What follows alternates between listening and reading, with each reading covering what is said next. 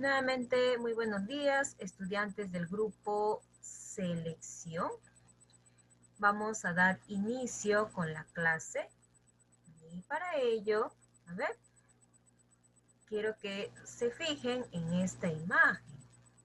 Aquí tenemos a dos autores muy representativos del modernismo. Recordemos que la semana pasada hemos hablado sobre los representantes de tal etapa, por así decirlo, o de tal generación. También hemos visto cómo es que surge este modernismo, sus características. Bien, algo resaltante, es un movimiento propiamente de Latinoamérica y luego ya fue tomada también de España, entonces Hispanoamérica, ¿verdad?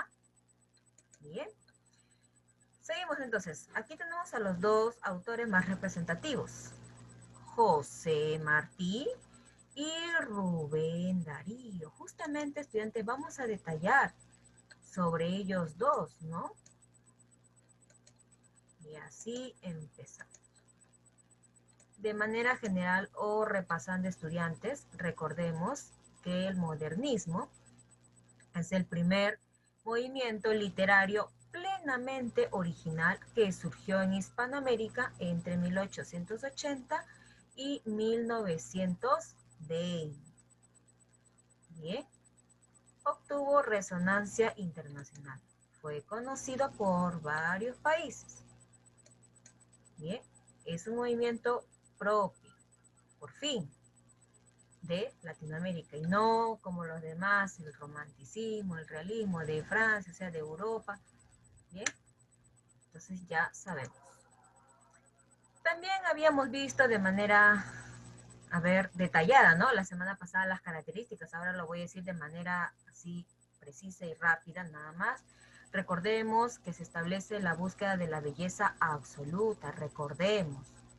Bien, el culto a la belleza sensorial. Nuevamente, estudiantes, belleza.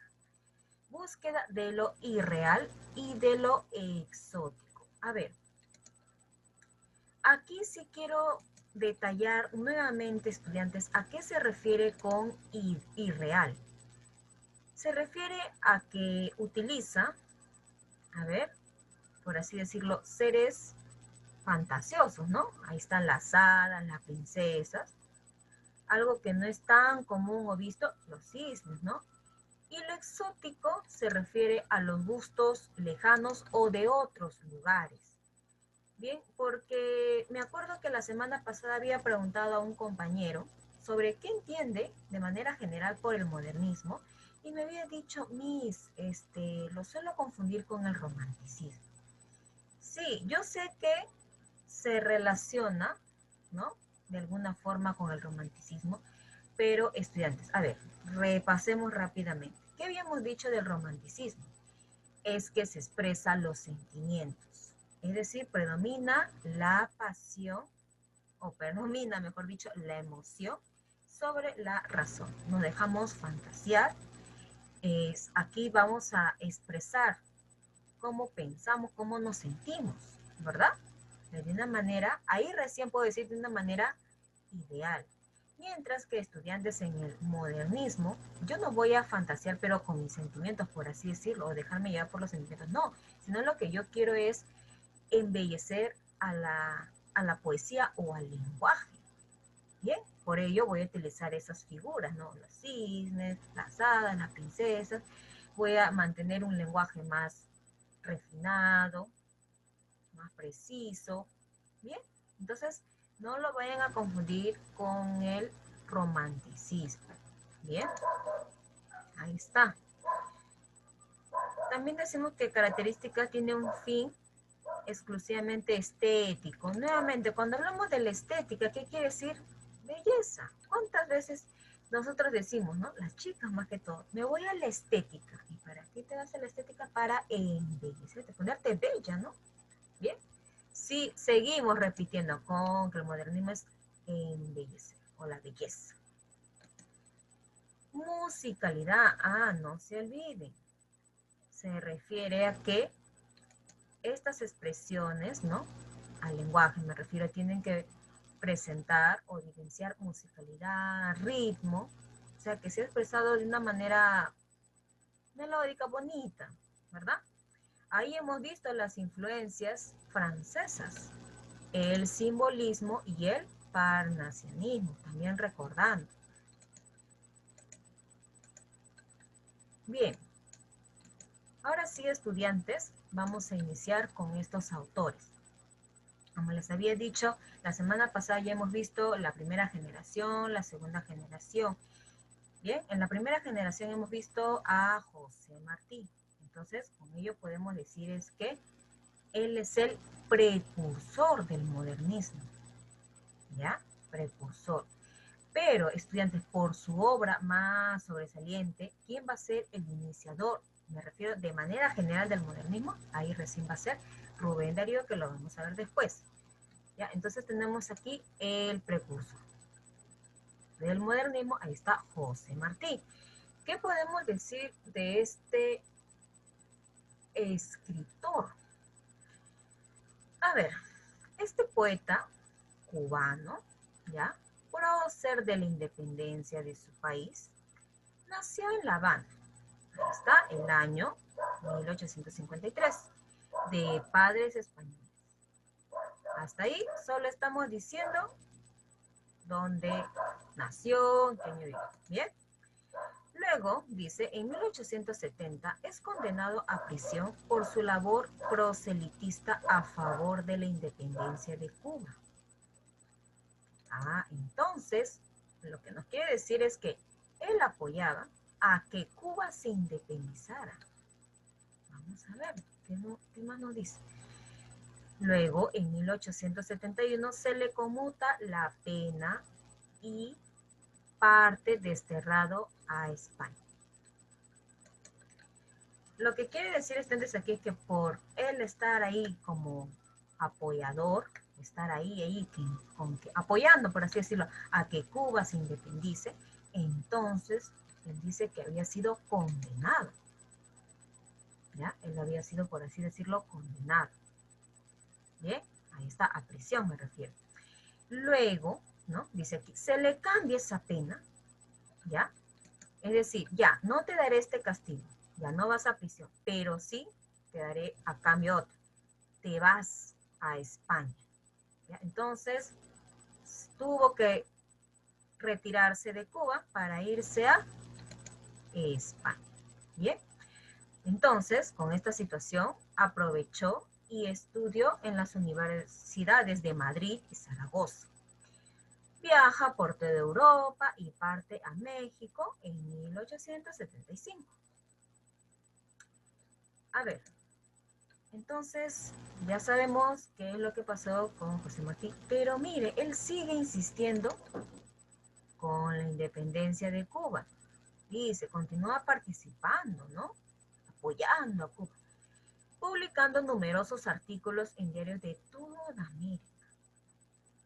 Bien, wow, qué tal obsesivo, por así decirlo, es Martín, ¿no? Luego, en 1889, edita La Edad de Oro. ¿Qué sé yo? Una revista dedicada a los niños latinoamericanos que durará 4 números. Bien. Su obra poética está escrita en un estilo deliberadamente popular y sencillo. ¿Y dónde vamos a ver a estas obras como nos manifiestan, ¿no? O dice las características que es popular y sencillo? Lo vamos a ver ahí en sus versos, el Ismaelillo. Ahí está, en 1882 fue publicado. Versos sencillos también, ¿no? Que presenta esta característica, publicado en 1891. Y versos libres, publicado en 1896. Bien, entonces, estudiantes, ya estamos diciendo lo más resaltante sobre este autor. Y por último nos dice, fenece o muere en combate en 2 de Río en 1895. Bien, entonces ya estamos viendo cómo es este señor José Martí, bastante apoyador a Cuba. Algo que quería decirles ahí. A ver, estudiantes. Si bien recuerdo, hemos hecho con ustedes la generación del 98 o todavía no lo hemos realizado. A ver, déjenme percatarme un ratito, o si es con ustedes o con el otro aula, para poderles explicar. A ver, aquí tengo. Sí, ya. Ya, estudiantes, ahora sí, ¿no? Pensé que era con el otro salón, no me acordaba si es con ustedes. Ya. ¿Se acuerdan que hemos trabajado en la generación del 98, donde ciertos autores se sienten nostálgicos, conmovidos por las pérdidas de ciertas colonias? Es decir, en esos tiempos ya se habían logrado independizar Filipinas, Puerto Rico y Cuba. Entonces, estudiantes, ya sabemos. A ver, Cuba se logró independizar de España. Recordemos eso en la generación del 98. ¿Por qué lo digo? Es que justamente cuando se dio esa generación en España, ¿qué es lo que estaba pasando en Latinoamérica o América, ya por así decirlo? El modernismo. Bien, entonces hacerle recordar esos datos, estudiantes. Bien, entonces ya sabemos por qué tanto Martí defendía a que Cuba se independizara. ¿De quién? De la dichosa España. Seguimos con sus características. ¿Qué podemos decir? Se caracterizó por su estilo elegante, musical y sencillo. Bien, entonces ya sabemos cómo plasma o cómo es su manera de trabajar en sus obras. Un estilo bastante elegante, musical y sencillo. Ahí está, nos está diciendo. En poesía, dice, mezcló la tradición antigua con la nueva para producir versos que ayudaran a revolucionar la lírica de sus tiempos.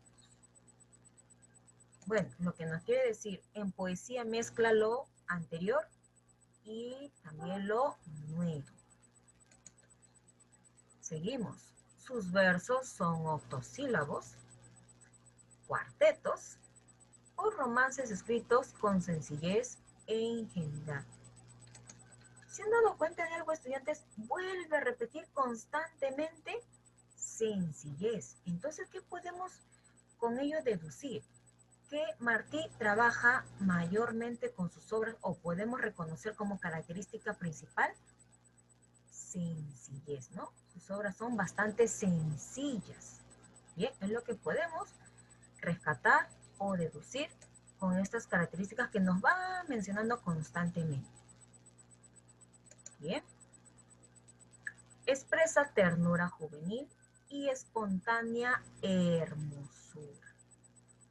Bien. Bueno, eso ya parte como las características generales, ¿no? Dentro del modernismo, que habíamos dicho, tiene que presentar musicalidad, melodía. Bien. Principales obras. Como les había dicho, ¿no? En verso tenemos al Ismaelillo, a versos sencillos, versos libres.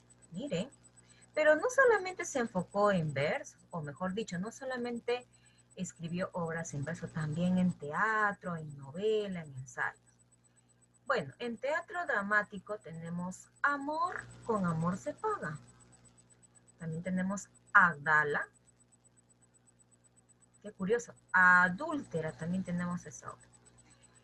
En novela tenemos la Amistad funesta. Bien. En ensayos sociopolíticos, es decir, son ensayos en relación a la sociedad y política.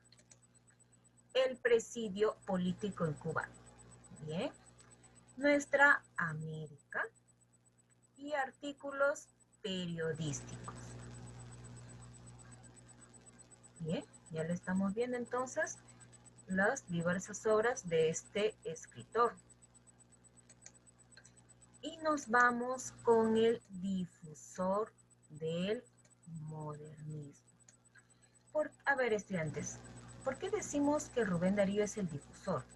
Recordemos otra vez a la generación del 98. Bien, entonces en España estaba aconteciendo o dándose esta generación. Bien, mientras que en toda Latinoamérica estaba surgiendo el modernismo. Bien, y recordemos, el modernismo también llegó a España. ¿Y quién es ese señor o escritor que se encargó, por así decirlo, de que llegue este modernismo a España? Rubén Darío. Por eso decimos es el difusor, ¿no? El que ha llevado a tal lugar. Así es. Bien, entonces ya entendemos. Al otro, a José Martí, el precursor, por así decirlo, con el que se inicia. Ojo, pero en escritores me refiero, en obras no. Vamos a verlo por qué su obra de Rubén Darío es la más reconocida o la más identificada con el modernismo. Bien, entonces ya saben por qué se le llama difus. Dice, su nombre era Félix Rubén García Sarmiento, nombre que cambiaría después por el de Rubén Darío. Bien, miren, él se hace conocer Rubén Darío, pero ¿cuáles sus verdaderos nombres? Ahí está. Ustedes saben también, estudiantes, que los escritores, ¿no? Ven un nombre o bueno, me refiero en general a un nombre propio, ya sea nombre, ya sea apellido de ciudad, no sé. Entonces a ellos les llama la atención, me voy a hacer llamar así, ¿no? Como también lo habíamos visto en Bedgar. Bien, entonces ya sabemos sus verdaderos nombres. ¿Qué más decimos de este escritor? Que nació en el pueblo de Metaca, en el departamento de Matagalpa, en Nicaragua. Bien, ahí está, en 1867. Luego, ¿qué más podemos decir? Publicó sus primeros versos y artículos en los diarios El Termómetro y La Verdad en 1880 hasta el 81. Aquí entramos a lo más importante. En el año 1888, ¿qué pasa? Publicó Azul, libro que combina la prosa y el verso. Bien, que fue celebrado como una novedad renovadora, tanto en América como en España. Bien, entonces, estudiantes, ahí nos quiere decir que con esta obra Azul fue, por así decirlo, recién la más sobresaliente o la más destacada, la más reconocida para todo el modernismo. Entonces, ¿qué podemos decir, estudiantes? El autor iniciador es José Martí. Ojo, el autor, pero en la obra con la que se inicia el modernismo es Rubén Darío. Bien, entonces no se vayan a olvidar. Ay, dije la obra, no, me refiero a que el escritor es iniciador, José Martí, el precursor iniciador, el autor, pero con la obra que se inicia es de Rubén Darío Azul. ¿Bien? ¿Y por qué? Ahí está explicando, pues, estudiante, como la más renovadora, porque combina en este libro los cuentos y poemas, es decir, verso y prosa. Y eso fue algo muy innovador, ¿ya? Y abarca un montón de cuentos, poemas, y una completa, ¿no? Una completa. Por eso fue muy sobresaliente y muy reconocido. Y ahí dice celebrar. ¿Bien? En 1896 publicó Prosas profanas. Los poemas de este libro se caracterizan por el exotismo. Incorporan dioses del mundo grecolatino, referencias orientales y renacentistas. así como elementos de la América India. Bien, entonces nos está detallando aquí más sobre prosas prófanas. Bien. También hablaremos sobre Cantos de Vida y Esperanza, que fue publicado en 1905. ¿Y en qué se relaciona? ¿Qué nos quiere dar a entender? Cuyos temas están más cercanos a la vida, a la muerte, la religión, el arte y el amor. Bien. Ya otros libros suyos ya serían El Canto Errante, publicado en 1907, Poemas de Otoño y otros poemas, que ya fueron publicadas en 1910, y Canto a la Argentina en 1914. Y ya por último, estudiantes, decimos que este escritor feneció en 1916, ¿verdad? Entonces ya hemos visto, o ya sabemos dónde nace o de dónde es este escritor, cuál es su obra más reconocida o la más identificada para el modernismo, ¿no? Azul, luego ya hemos visto prosas profanas, cantos de vida y esperanza. Bien, vamos ahora a sus características en relación a sus obras. ¿Qué nos dice? Su poesía fue innovadora. Su estilo es musical, cromático, lleno de fantasía, también podemos decir exótico. A ver, ¿qué quiere decir exótico? Como lo habíamos dicho del anterior, en las características, ¿no? Que quiere decir gustos por lo raro, por lo extranjero, o gustos extraños también podemos decir, ¿verdad? Ahí está, exótico. Pero ¿qué podemos decir de todas ellas? Refinado. Los personajes son cisnes, princesas y seres mitológicos. Bien. A ver, estudiantes, hablando del cisne, habíamos visto la semana pasada, o yo había puesto como una imagen, ¿no?, de la motivación, y yo les había dicho qué plasma o qué quiere dar a entender este dichoso cisne. La belleza, ¿no? O la pureza también habíamos dicho. Bien, entonces ahí ya sabemos con qué sentido recurre a estos personajes. Embellecedores, ya. Luego, el lenguaje presenta imágenes de luz, color, lleno de adornos y sonidos. Bien. Sus temas preferidos fueron la vida y la muerte. Vamos ahora con sus obras. A ver. Obra en verso. Bien. Se puede dividir en dos grandes grupos. Tenemos aquí la obra lírica dispersa. ¿Qué quiere decir ello? Que no fue organizada por el poeta o no está organizada. ¿Ya? Por ejemplo, ni siquiera estaba plasmado, por así decirlo, o recopilado en libros ni en colecciones, sino fueron obras que de un momento a otro surgían. Ya no estaban clasificadas, ordenadas, no. Eso es lo que nos quiere dar a entender. ¿Ya?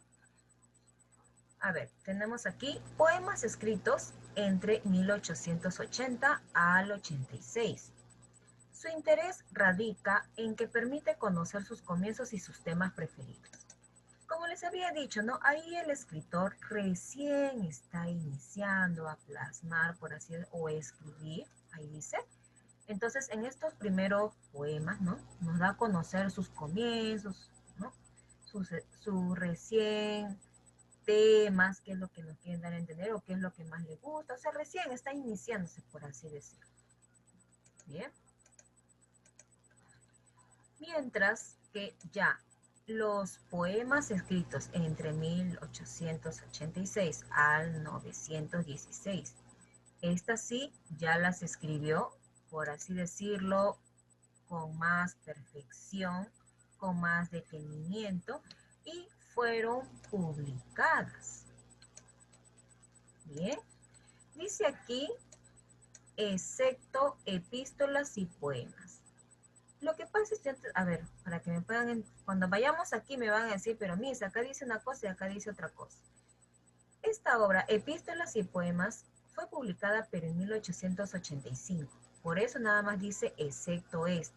Se refiere a los poemas escritos entre, o sea, ya no fue escrito en el 86, sino antes. Nada más a ellos se refiere. Por eso quería recalcarles esa anotación. No se vayan a confundir. Bien, entonces todas estas obras fueron escritas en este tiempo y publicadas. Mientras que esta ya fue antes, ¿no? Un año antes de esta clasificación, me refiero. ¿Qué nos dice? Muchas composiciones no fueron incluidas en sus libros estando en esta etapa. Destacan los poemas escritos entre el 1914 al 16. Bien, entonces ya estamos viendo particularidades o qué pasó con algunos composiciones de este autor que no fueron consideradas, ¿no? O incluidas. Bien. Sigamos. Ahora sí, ¿no? Con los libros organizados. Al inicio habíamos dicho que esas obras no estaban organizadas. El escritor lo escribía, por así decirlo, los elaboraba, los escribía de un momento a otro. Mientras que estas ya están, sí fueron organizadas, es decir, plasmadas en libros, ¿no? Ahí está. Son 10. ¿Cuáles son? Epístolas y poemas, como lo habíamos dicho aquí, en 1885. Por eso le incluí de aquí. ¿Qué podemos decir? Que es poco original e imitativo. Rimas y abrojos, poco también originales. Bien. Canto épico a las glorias de Chile, en el 87. Otoño también en el 87. Mientras que Azul fue publicada en 1888, como les había dicho, porque es la más considerada, la más importante, la más identificada del modernismo, porque y es bastante innovadora porque es una conglomeración de cuentos y poemas, es decir, versos y prosas. Luego vamos a detallar sobre esta obra, ¿ya? Prosas profanas y otros poemas, que fue publicada en 1890, Cantos de Vida y Esperanza en 1905, El Canto Errante, ya en 1907, Poema del Otoño y otros poemas en 1910, El Canto Argentino y otros poemas. Bien, ahora nos vamos a las obras en prosas. Habíamos visto ya sobre versos, ¿verdad? A ver, en prosa tenemos en narrativa y ensayo. ¿Qué nos dice narrativa? Escribió numerosos cuentos que solía publicar en periódicos y revistas. Los más conocidos están recogidos en su obra Azul. Bien. Ensayos. Tenemos Los Raros, conjunto de estudios sobre escritos europeos y norteamericanos. ¿Se dan cuenta, estudiantes? Primero hemos enfocado a todo lo que respecta a poemas, versos, y luego nos hemos ido a la narrativa. Y en la narrativa nos dice que está conformada por varios cuentos y ellas están plasmadas en azul. ¿Se dan cuenta? Entonces, este libro hace una conglomeración, o es que une, o recopila, por así decirlo, están unidas, obras en cuentos y obras en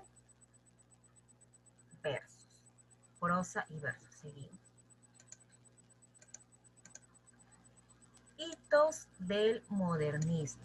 ¿Por qué consideramos como un acontecimiento muy importante y con esta obra? La vamos a ver. Como les había dicho, fue publicada en 1888. Características de esta obra exclusivamente, ya que es la más reconocida o con la que se conoce el modernismo, me refiero, y vamos a también a ver sus contenidos. A ver, Azul. Ya lo hemos dicho, ¿no? Que se publicó en Chile en 1888. Bien. Responde a la estética modernista emergente. Quiere decir que recién con esta obra vamos a decir o vamos a reconocer al modernismo. Ojo, con la obra. No me vayan a confundir con los escritores o poetas. ¿Con quién se inicia? Poeta, con José Martí. Pero ¿con qué obra recién se plasma o se da la mayor identificación o consolidación del modernismo? Azul. Bien, obra. Una cosa es obra y otra cosa es el poeta. Bien. Dice, los cuentos abordan variedad de temas como la situación del artista en el mundo moderno, el amor y el erotismo. ¿Qué habíamos dicho que era el erotismo? La pasión excesiva o por así decirlo un poco descontrolada, ¿no? Ahí está. Los poemas muestran rezagos románticos. Ah, como les había dicho, el modernismo de alguna forma se relaciona, ¿no?, con el romanticismo, pero no quiere decir que sean iguales. Aquí en el modernismo es exclusivamente belleza, mientras que los románticos es exaltación de mi yo, mi forma de sentir, mi interior. Ya, no lo vayan a confundir. Solo que de alguna forma se relaciona. Ahí está. Contenido. A ver, ¿cómo se presenta este libro? Comprende un conjunto de cuentos y poemas. En cuentos destacan El rey burgués, El sátiro sordo, El velo de la reina mala, El pájaro azul, La ninfa, El palacio del sol y El faro. Bien, entonces ya hemos dicho lo más resaltante o quienes conforman a estos cuentos. Ahora nos vamos a las poesías. Tenemos ahí El año lírico, conjunto de 4 poemas sobre las estaciones del año. Bueno, esto nos quiere dar a entender en qué consiste, ¿no?, esta poesía, el año lírico. Bien, ahí nos habla sobre los poemas de estaciones del año y los medallones, dedicados a los escritores más admirados por Darío. Bien, entonces también tomó en cuenta, pues que, ¿no?, por así decirlo, ellos admiraron mucho a Darío y él los plasmó también en estos poesías. Bien. Y ya por último, estudiantes, tenemos a Cantos de Vida y Esperanza. Ya habíamos visto, ¿no?, una de sus obras que fue publicada así, ahí está. Pero ¿qué nos quiere decir o detallando un poco más sobre este libro? Reivindicar los aportes de la herencia cultural hispánica. ¿Qué quiere decir? A ver, como les había dicho, al inicio el modernismo era solamente latinoamericano. Luego ya tomó influencia, o es que en España llegó este modernismo, ya, vamos a decirlo, por España nada más, Hispanoamérica. Bien, entonces estamos considerando a España, lo que nos quiere decir la herencia hispánica. Bien, opone la espiritualidad latinoamericana a la agresividad materialista y expansiva de los Estados Unidos. Como bien saben ustedes, estudiantes, la revolución industrial, ¿no?, obviamente llegó, si bien no me equivoco, o es que influyó bastante en Estados Unidos, entonces ellos fueron bastante materialistas, ya no valoraban tanto a la naturaleza, sino todo lo veían, por así decirlo, capitalizarse, ¿ya? Entonces, aquí lo que nos quiere decir es que no seamos o no demostremos ser agresivos contra la forma, por así decirlo, de pensar, por así decirlo, de Estados Unidos o cómo se manifiesta Estados Unidos, ¿no? Ahí está. Luego tenemos la notable variedad en el uso de la métrica y riquezas del lenguaje que se caracterizan al gran poeta. ¿Sí? Es decir, este escritor utiliza bastante la métrica y lo plasma en esta obra, ¿no? Canto de Vida y Esperanza. Bueno, estudiantes, entonces ya hemos detallado profundamente, ¿no?, sobre el precursor José Martí y sobre el difusor, que es Rubén Darío. Bien, hemos visto una pequeña vida, una biografía, hemos visto sus características, hemos visto sus obras, cuál es lo más resaltante de todo el modernismo, ¿sí? Ahora sí, nos vamos a la parte práctica.